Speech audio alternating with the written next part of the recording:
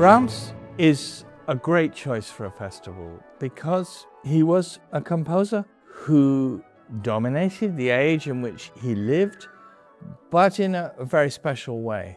The heyday of 19th century Romanticism saw lots of people writing operas which tell wild stories and tone poems and all kinds of experimental forms of art that were about the then very fashionable idea of human feelings. How do we express feelings? But Brahms was something else. His music, of course, is full of feeling, but at his root, he was a designer, an architect in sound, a classical composer who was also a romantic composer. For Schoenberg, Brahms was somebody who looked into the future because he wanted his music to be so well organized, to be so clear.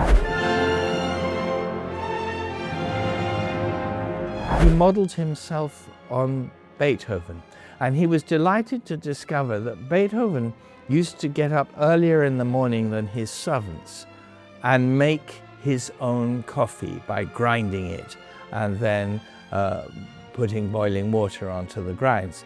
And Beethoven had a ritual that he used a particular number of coffee beans early every morning. Brahms did exactly the same. He modeled himself on Beethoven by counting out the number of beans, but he used, I think, one bean more than Beethoven.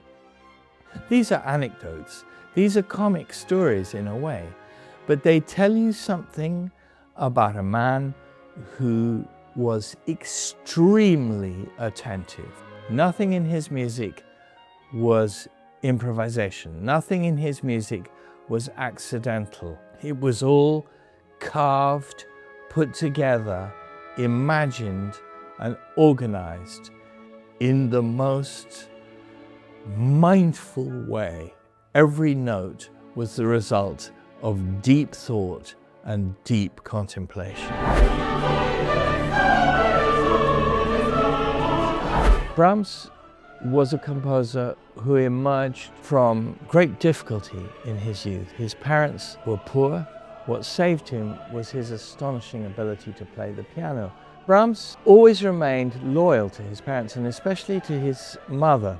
And when, in the first half of his adult life, she died, he was absolutely devastated. And he determined to write a piece in her memory. She had been a religious woman. Brahms himself was not religious.